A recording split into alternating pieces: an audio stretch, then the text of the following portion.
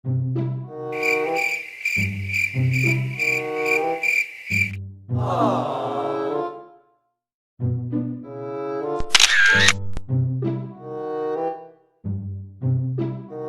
few moments later. So, ayun na nga guys, no? Welcome na naman tayo sa panibago nating tutorial regarding OBS 26.0.264-bit Windows. Tuturo ko sa inyo ngayon guys kung paano maglagay ng mga sound effects sa sa live stream natin. Marami kasi nagtatanong kung ano nga ba yung mga magagandang sound effects and at the same time kung ano yung mga dapat natin ilagay at kung paano natin siya ilagay sa OBS natin. So, tulad ng tinuro ko ng unang tutorial, da-download nyo lang si OBS. So, ulitin ko sa mga hindi nakapanood. So, dito guys, no? Type lang natin siya OBS, download. Yan, so, click nyo lang yan. Piliin nyo kung Windows or Apple. Sa akin kasi Windows, so ito yung kiniklik ko. Tapos yung installer natin dapat 64-bit or 32-bit. So dapat alam nyo kung ano yung ginagamit yung laptop or PC. Kung 32-bit ba siya or 64-bit. So pag 64-bit siya guys, itong first one yung i-click nyo. Pag 32-bit naman siya guys, yung second one yung i-click nyo. So i-click nyo lang yan. Then may magpapakita dito sa may bandang baba. As you can see, pag nilagay ko yung mouse dito, may lalabas dun sa may bandang baba at sa may bandang kanan. See? Pag download ka yan, mag-appear siya dito. And then follow the procedure kung paano siya i-install.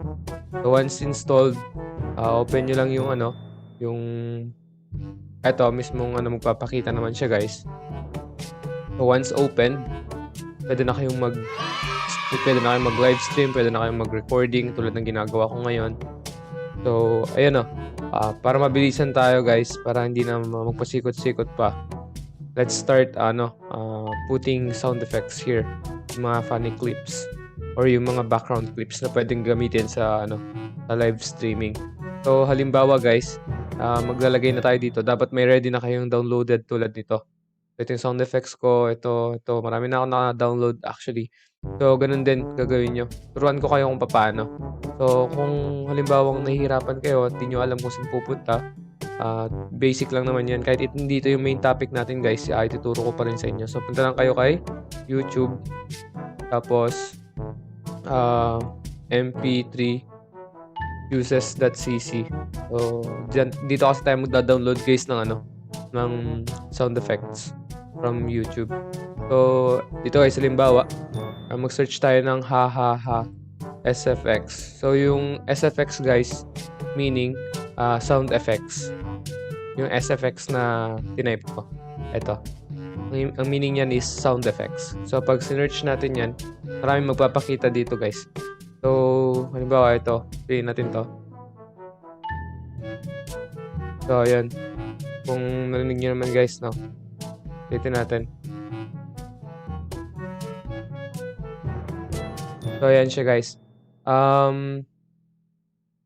Copy lang natin yung URL niya. And then lagay natin dito para ma-specify mismo. Sorry. So nag-okay. Okay, so ayan, lagay natin to. Lagay natin to guys, no. Pag nilagay natin 'yan, i-search lang natin. So yung mismong SFX sounds ng haha, yun lang yung makukuha niya. Then download. Close nyo na yan kasi magpapakita naman siya dito tulad ng tinuro ko sa OBS. So pag meron na yan guys, first click nyo lang siya. Ayun na siya, okay na siya. So ganun lang kadali guys. Kung kahit anong music or effects yung gusto niyo i-download, pwede siya dito sa mp3 uses. So ayun guys, close to na to, no? So nakita niyo naman na kung paano siya mag-download, kung paano mag-download sa YouTube gamit ang mp3 uses. So ayun, let's go. So ayan na, pag na-download niyo na guys, punta tayo dito sa may maliit na plus na to. Palakihin natin konti.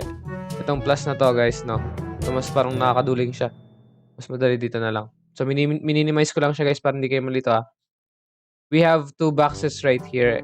This one and this one. So dito tayo sa pangalawa. Yung maliit na plus, ito.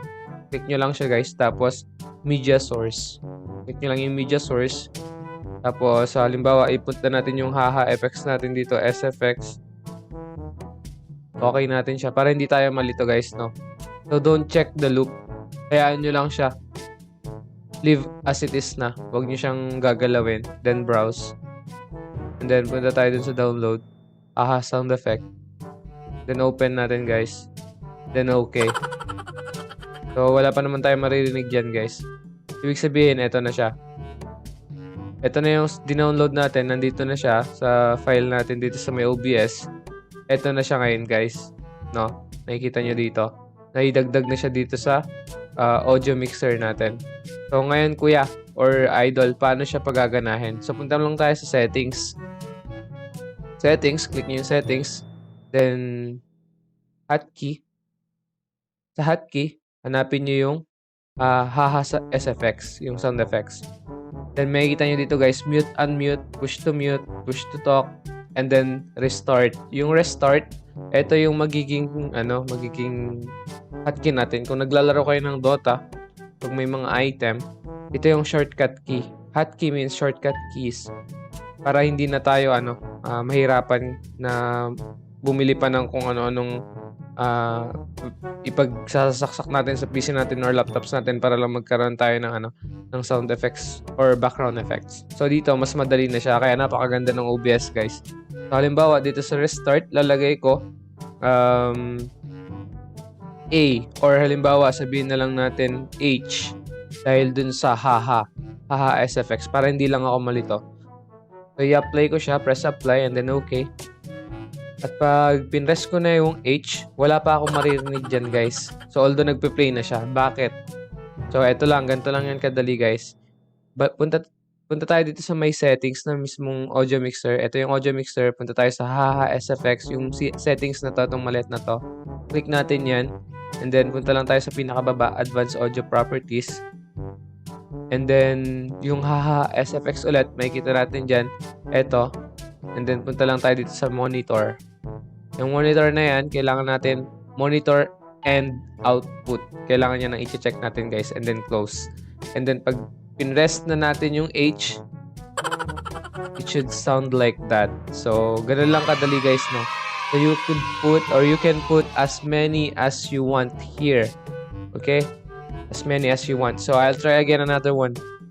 Kung hindi nyo siya na-gets guys, first click again this plus sign sa second box and then media source. So, mamaya ko na siya i-rename. Pwede mo siyang i-rename mamaya later or sooner. That's up to you. Kung saan ka mas compatible. And then okay. And then browse. And then sa desktop ko, meron kasi akong dito, mga sound effects ginawa ko. Halimbawa itong wrong buzzer. So, halimbawa, nasa tayo? Nasa game ka na ba? Kung tama ba yung briefcase or tawag doon yung briefcase na napili mo. So, okay lang natin siya guys. So, ayun. Rename ko lang siya para hindi ako malito. So, ayan. SFX buzzer. Ayan, para hindi lang ako malito guys, no? And then, punta lang ulit ako sa settings. Tapos punta ako dun sa hotkey. Hanapin ko ulit yung SFX buzzer. So, ganun ulit guys, same process. Mute, unmute, makikita mo dyan. Don't click guys ha, don't click. Napakita ko lang para alam nyo kung saan nyo ilalagay yung hotkey or yung fast key. Yung shortcut keys na para hindi na kayo mahirapan. Mute, unmute, push to talk, and then restart. Sa restart tayo maglalagay. So, dahil SFX buzzer siya, B yung first letter nung natin, sound effects natin, lagay ko dyan B. So, it's up to you guys, kahit ano ilagay nyo dyan. It's either 1, 2, 3, or G, or F, or arrow key, or down key, or left key, or right key. That's up to you guys. But for me, it's for B kasi para hindi ko siya makalimutan na it's for buzzer. Kasi kapag marami na tayong nailagay, once magaling na tayong streamer, makikita natin dyan, napakarami na, para na siyang bulbul, nagkakabuhol-buhol. Ganun. So, ayun guys, i-apply lang natin ulit siya, then press OK. And then, kapag pinress ko yung B, wala pa tayong maririnig. Pero nakikita na natin na tumutunog na siya mismo dito sa may audio mixer. So, balik ulit tayo dito sa may small settings na yan, pinakababa. And then, napin natin sa SFX buzzer. Yung katapat niya, yung pinakababa ulit guys, i-click natin yung monitor and output. So, once we click that, close. And then, ayun, ready na naman siya. Ayun guys, so I hope na nagustuhan niyo itong video na to. Kung meron kayong mga questions or karagdagan guys, just comment down below sa section natin sa may channel natin para ready tayo sa mga pang tutorial na ituturo namin sa inyo. So guys, kung nagustuhan nyo, please wag na kayong mahiyang i-click yung notification bell para lalo kayong updated, at ganoon na rin yung subscribe button para naman at least updated kayo palagi sa video natin. So maraming salamat guys. So ulitin ko, kapag mag-i-stream tayo guys, kailangan natin ng mga sound effects, kailangan natin ng OBS. And maraming platforms or maraming applications na pero ito kasi mas basic, and at the same time for beginner and for pro. So kahit pro ginagamit to guys. So kahit dun sa mga beginners na na naging pro na, ito pa rin yung ginagamit nila dahil dito mas sanay na sila. So marami pang features na dapat matutunan dito guys, at ituturo ko siya sa inyo step by step. So I hope nagustuhan nyo siya. Try natin ulit. Okay, so ayun. Guys, have a good day and enjoy the rest of your day. God bless your family and shout out to all. Have a good day.